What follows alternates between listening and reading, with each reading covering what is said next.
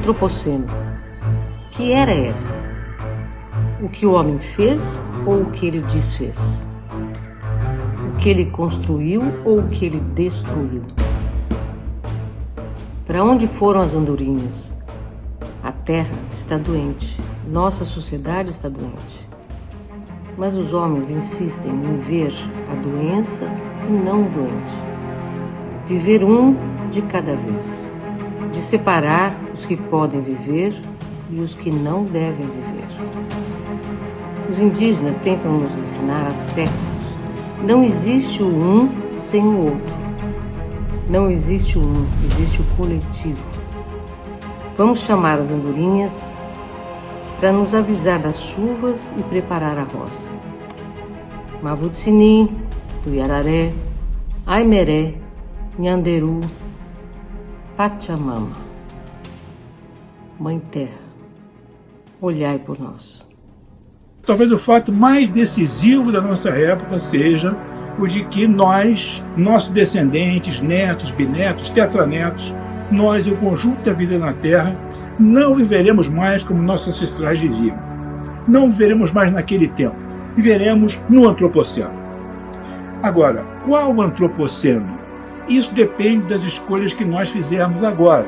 Podemos nos dirigir a uma situação de mudança climática drástica, com profundas alterações na agricultura, extinção de florestas, etc., de um lado, ou podemos, assim como nós transformamos o planeta até agora, podemos transformá-lo, continuar transformando, de uma maneira que seja mais suave, que seja mais suscetível de favorecer a permanência e a expansão da vida.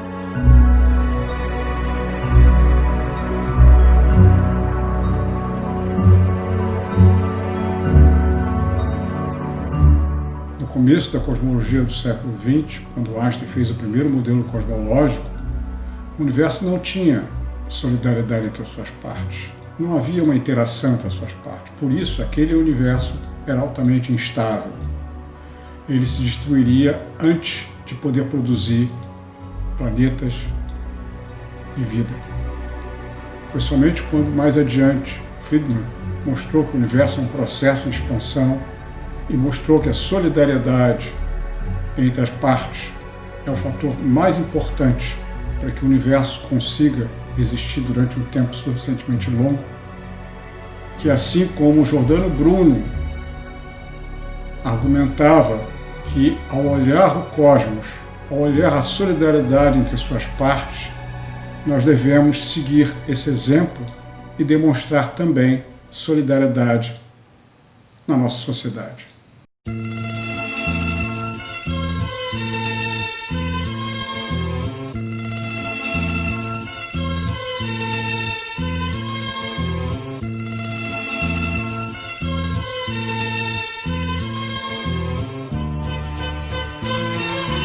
O Brasil está no fundo do poço. O Estado foi tomado por inimigos do povo, cujo projeto é desmantelar o próprio Estado em benefício de poucos. A educação, a saúde, o meio ambiente, a cultura e a ciência correm risco de extinção. Indígenas e quilombolas correm risco de extinção.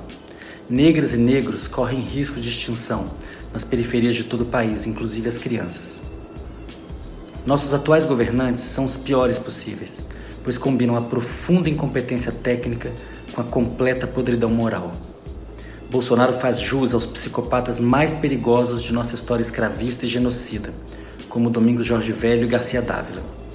Para superar esse pesadelo, precisamos buscar o axé de nossa melhor ancestralidade. Viva Elza Soares! Viva Sérgio Rezende! Viva Raoni!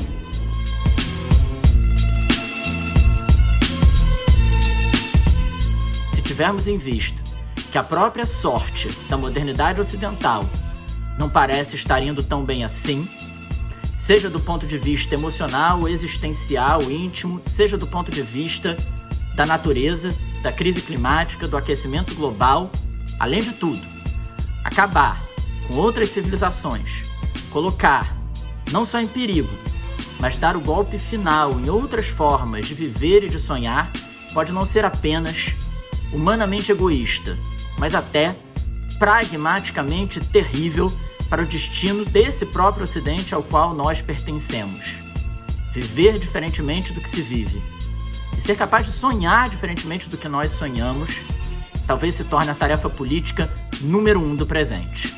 É uma honra de falar para esse Dia dos Povos Indígenas, para a PIB e para apoiar os povos indígenas nesse momento de grande perigo com o vírus de corona, o Covid.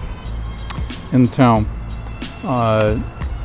os povos indígenas conhecem o meio ambiente melhor que quase nenhum cientista no mundo. Uma cultura incapaz de proteger ou celebrar a sua ancestralidade é uma cultura órfã.